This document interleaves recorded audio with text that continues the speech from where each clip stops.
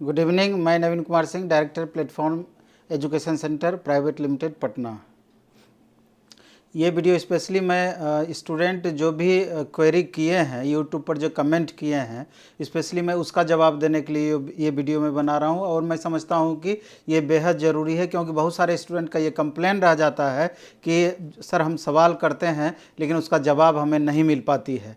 तो हम भी इस बात को एक्सेप्ट करते हैं कि आप यूट्यूब पर जो कमेंट करते हैं उसका हम जवाब नहीं दे पाते हैं। तो इसलिए हम सोचेगा बीच बीच में आपके क्वेश्चन को एक जगह हम कलेक्ट करके जो क्वेश्चन रीजनेबल क्वेश्चन है उसका हम जवाब दें, तो और स्टूडेंट को इसका फ़ायदा मिल सकता है। तो ये वीडियो उसी कड़ी में है। तो इसमें हम कुछ सवाल लेंगे और उसका हम अपने स्तर से जवाब देंगे। तो इसमें एक इसको स्टूडेंट लिख रहा है कि सर CBT 2 में जो कि 120 अंक का होगा तो रिजल्ट 120 पर बनेगा या 100 पर बनेगा।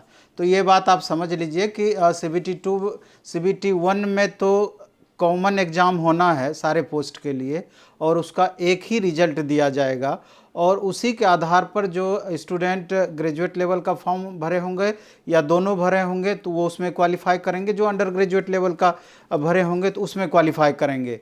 तो CBT 2 का रिजल्ट CBT 1 सिर्फ आपको पास करने के लिए है, उसका मार्क्स ऐड नहीं होगा, लेकिन आपका फाइनल रिजल्ट CBT 2 के आधार पर ही होगा। और आप जो क्वेश्चन पूछे हैं कि 120 क्वेश्चन अगर पूछेगा तो निश्चित रूप से मानिए कि आपका रिजल्ट 100 पर नहीं बल्कि 120 क्वेश्चन पर ही बनेगा, उसी का आधार पर आपका नॉर्मलाइजेशन होगा। इसके बाद दूसरा क्वेश्चन पूछ रहे हैं स्टूडेंट कि सर मेरा स्कोर नहीं बढ़ रहा है, कन्फ्यूजन ज़्यादा होता है।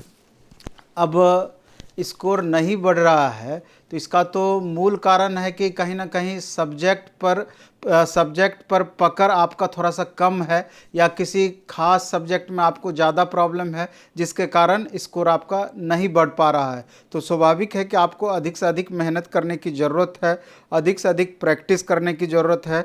क्यों? और कन्फ्यूजन वाली जो बात लिखे हैं तो स्वाभाविक है कि जैसे एक क्वेश्चन बनाते हैं 4 ऑप्शन रहता है तो आपका कन्फ्यूजन इसमें ज़्यादा होता है। तो स्वाभाविक है कि सब्जेक्ट पर जैसे जैसे पकड़ बढ़ेगा आपका कन्फ्यूजन स्वतः कम होता चला जाएगा और स्कोर स्वतः बढ़ता चला जाएगा।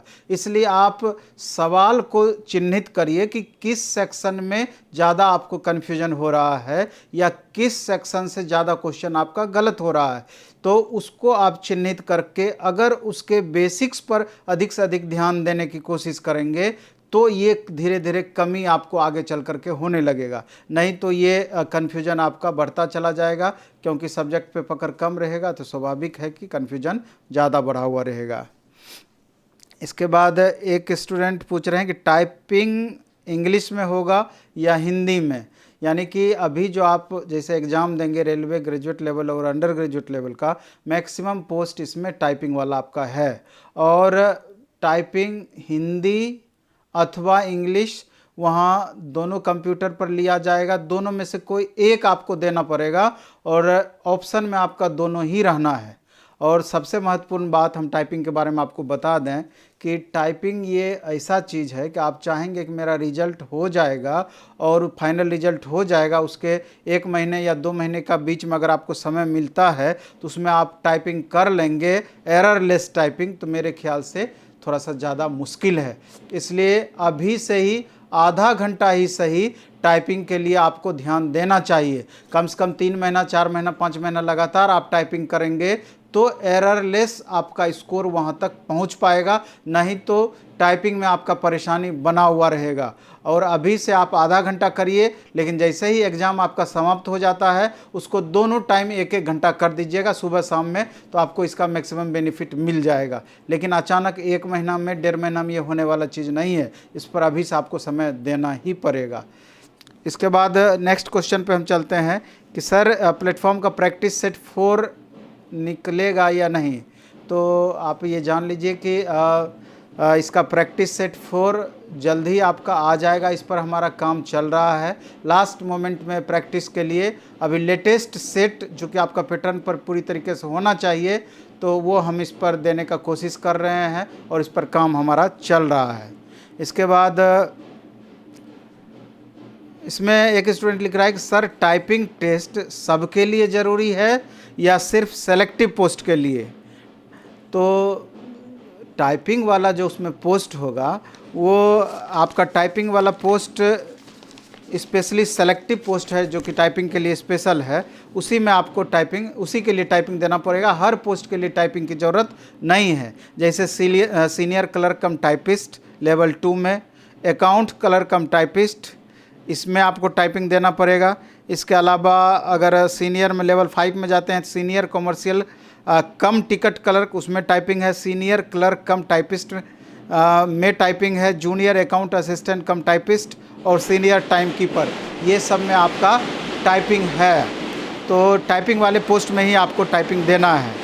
इसके अलावा आगे एक स्टूडेंट पूछता है कि सर यदि CBT 1 में कट ऑफ 65 गया है और हमको 66 आया तो सारे पोस्ट CBT 2 का दे सकता हूँ क्या? तो निश्चित रूप से अगर कट ऑफ से आप, चूँकि एक ही कट ऑफ इसमें बनना है CBT 1 में, तो अगर उस कट ऑफ को क्वालिफाई करते हैं, कट ऑफ के पार आप जाते हैं, तो जो भी पोस्ट आप भरे होंगे सारे पोस्ट को आप दे सकते हैं। इसके बाद एक स्टूडेंट क्वेश्चन इसमें किए हैं कि सर आपके बुक का लखीमपुर खैरी में 40 रुपया अधिक लेता है, ऐसा क्यों? एक्चुअली में 40 रुपया अधिक अगर ले रहा है या बुक का जितना भी दाम है उससे अगर ज़्यादा ले रहा है, तो समझिए कि बिहार से बाहर जितना भी बुक आपका जा रहा है तो उसको बुक सेलर को उतना लाभ पहुंचा दिया जाता है कि उसको एक्स्ट्रा नहीं लेना चाहिए। अगर ऐसा कर रहा है तो आप बुक स्टॉल वाले से सवाल इसका आप कर सकते हैं, नहीं तो आप मैसेज करेंगे। अगर हमारे से डायरेक्ट कांटेक्ट में होंगे वो, तो इस पर हम बातचीत करेंगे।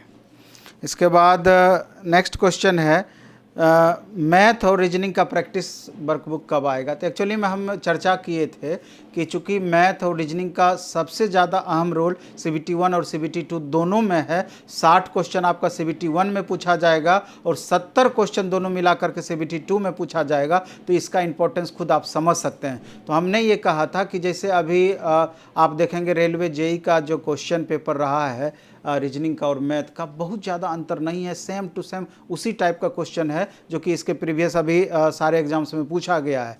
तो जो मार्केट में अभी नहीं आया है जिसका प्रैक्टिस सेट, जिसका क्वेश्चन पेपर, तो हम चाहते हैं, हमारे पास अभी सारा उपलब्ध हुआ है, तो उसी को काट करके एकदम पूरी तरीके से फॉर्मेट पर, जैसा एग्जाम में क्वेश्चन आपका पूछा जाना है, सारा एग्जाम TCS का ही कंडक्ट किया हुआ है। तो स्पेशल हम 50 सेट मैथ का, 50 सेट रीजनिंग का डेली प्रैक्टिस के लिए एक बुक निकालने की बात हम बोले थे, प्रैक्टिस वर्क बुक। उस पर हमारा काम चल रहा है। उम्मीद है कि 10 दिन और लगेगा, लास्ट मोमेंट में आपको वो बुक हम उपलब्ध करा पाएंगे।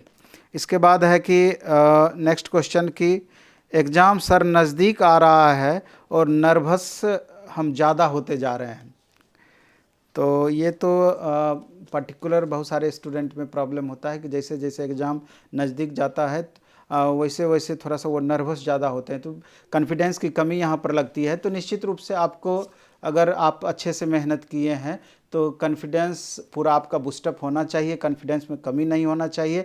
और अभी भी आपके पास समय है, चूँकि सारा कुछ तो आपका पढ़ा हुआ है ही। अगर आप अच्छे से रिवीजन करते हैं, अच्छा टाइम अगर देते हैं, लगातार आप मेहनत करते हैं, तो कन्फ्यूजन में मेरे ख्याल से कमी नहीं होगी। और कोशिश करना है कि ग्रुप में अगर सेट वगैरह बनाएंगे, अगर आपका स्कोर अच्छा होगा और डिस्कशन आप एक दूसरे से लगातार करते रहेंगे, तो धीरे धीरे कॉन्फिडेंस आपका ऐसे ही बढ़ता चला जाएगा। चूँकि जो मेहनत किए हैं अब उसका प्रतिफल का समय आ गया है, इसलिए कॉन्फिडेंस अपना बनाए रखिए। और मेरे ख्याल से सब्जेक्ट पर अगर आपका पकड़ रहेगा तो कॉन्फिडेंस आपका स्वतः बढ़ा हुआ रहेगा। कहीं ना कहीं कमी रहेगी तो ही जाकर के कॉन्फिडेंस आपका लूज होगा। तो मेरे ख्याल से कॉन्फिडेंस आपको बनाए रखने के लिए अधिक से अधिक मेहनत करना है, पूरा बोल्ड रहना है। अरे जो मेहनत किए हैं, अगर कॉन्फिडेंस में कमी रहेगा एग्जामिनेशन हॉल में, वहाँ भी गड़बड़ हो जाएगा। इसलिए पूरा अपना कॉन्फिडेंस में रहिए, लगातार आप मेहनत करिए, लगातार आप बूस्टअप रहिए, ग्रुप में आप सेट बनाइए, कॉन्फिडेंस ऐसे ही आपका बढ़ा हुआ रहेगा, कोई दिक्कत नहीं होना है। इसके बाद एक स्टूडेंट लिखता है कि रेलवे का टेंडर TCS को ही दिया तो फालतू में इतना टाइम लॉस क्यों किया गया है? रेलवे मतलब कि अपना टेंडर अगर TCS को ही दिया है तो इतना टाइम का लॉस क्यों किया गया? स्वाभाविक है कि जब TCS को ही एग्ज़ाम कंडक्ट कराना था, तो ये वाली बात कि हम वेंडर का चयन कर रहे हैं, तो मेरे ख्याल से टाइम तो यहाँ पर आपको वेस्ट हुआ ही, लेकिन चूँकि TCS इतना बड़ा एग्ज़ाम है, TCS को इससे पहले एग्ज़ाम ने कंडक्ट कराने का अनुभव है, तो यही सोच करके हमको लगता है कि लास्ट में गवर्नमेंट यही डिसीजन ली होगी कि जो इस फील्ड में जिनको अनुभव है उसी को ये टेंडर देना चाहिए। तो ये गवर्नमेंट का भी एक समझिए कि वीक पॉइंट है, या मामले को लंबा खींचने का एक झूठ मूठ का बहाना है, ऐसा कुछ नहीं है फालतू में। लेकिन हम ये अपने हाथ का चीज़ नहीं है, हम तो यही कहना चाहेंगे जो आपके अपने हाथ का चीज़ है, अधिक से अधिक हमको मेहनत करना वो मेरे हाथ का चीज़ है, एग्ज़ाम कंडक्ट कराना गवर्नमेंट का हाथ का चीज़ है। तो आप अपने काम में ध्यान दें, इन सारी बातों को अभी तत्काल इग्नोर करके चलें, बहुत ज़्यादा इस सब चीज़ का टेंशन नहीं लेना है। एक स्टूडेंट लिखता है कि CBT 2 के लिए गुरुकुल जैसा व्यवस्था कीजिए तो हम लोग आएंगे। ये तो पहले आप CBT 1 अच्छे से दे लीजिए, आप अच्छे से उसमें पास करिए, CBT 2 के वक्त देखा जाएगा। हम वैसा माहौल क्रिएट करने का प्रयास करेंगे कि सिर्फ CBT 2 वाले स्टूडेंट को एक ऐसा हम माहौल दें कि मैक्सिमम स्टूडेंट का रिजल्ट हो पाए फाइनली, तो उस तरह का माहौल हम उस समय देखेंगे। अभी आप CBT 1 के लिए पूरी तरीके से अपना ध्यान केंद्रित कीजिए। एक स्टूडेंट लिखा है कि 28 दिसंबर को एग्ज़ाम होगा कि नहीं। अब देखिए यहाँ पर जो बातें हैं, एग्ज़ाम हमको तो पॉजिटिव लेकर के चलना है कि एग्ज़ाम 28 दिसंबर को होना चाहिए। हालांकि एग्ज़ाम होने के लिए पहले तो यातायात का व्यवस्था सुगम करना पड़ेगा, रेल अधिक से अधिक रेल को चलाना पड़ेगा, क्योंकि मैक्सिमम जो आवागमन का मुख्य साधन रेल ही है। उसी बस से या फिर निजी वाहन से बहुत ज़्यादा इस तरह का चीज़ संभव नहीं है। तो कन्फ्यूजन तो थोड़ा बना हुआ है ही अभी भी, लेकिन हम लोग पॉजिटिव वे में ही लेकर के चलेंगे कि चूँकि उससे पहले तो ये एग्ज़ाम आपका मिनिस्ट्रियल कैटेगरी का ले लेगा। अगर ये सही तरीके से रहा तो कंडक्ट कर पाई तो उम्मीद है कि वो एग्ज़ाम भी आपका समय से हो जाना चाहिए। एक स्टूडेंट लिखता है कि सर आपके ऐप पर पैसा तो कट गया लेकिन शो नहीं कर रहा है। तो अगर पैसा आपका कट गया है, शो नहीं कर रहा है, या इस तरह का और भी टेक्निकली कोई प्रॉब्लम आपको होता है, तो एक नंबर है 9905440234। तो आप इस पर कांटेक्ट करने का प्रयास कीजिएगा और हमको उम्मीद है कि आपका ये प्रॉब्लम नहीं रह जाएगा। तो मुख्य यही क्वेश्चन था। और एक स्टूडेंट इसमें पूछ रहा है कि सेट का सॉल्यूशन होगा ना। तो जो भी अभी हम टेस्ट चला रहे हैं, सारे टेस्ट का स्पेशल सॉल्यूशन क्लास होता ही होता है। नेक्स्ट वीक से हम बताए थे कि सप्ताह में हमारा 5 टेस्ट स्टार्ट हो जाएगा। तो आप पांचों टेस्ट द प्लेटफॉर्म ऐप, जो कि आप प्ले स्टोर से सर्च करके उसको डाउनलोड कीजिएगा तो वहाँ पर आपको मिल जाएगा। इसके अलावा ऑफलाइन मोड में जो यहाँ के स्टूडेंट हैं वो सिस्टम पर अगर टेस्ट देना चाहते हैं तो 11 तारीख से वो भी टेस्ट हमारा स्टार्ट हो रहा है पटना सेंटर पर। तो यहाँ आकर के टेस्ट दे सकते हैं, कोई प्रॉब्लम नहीं है।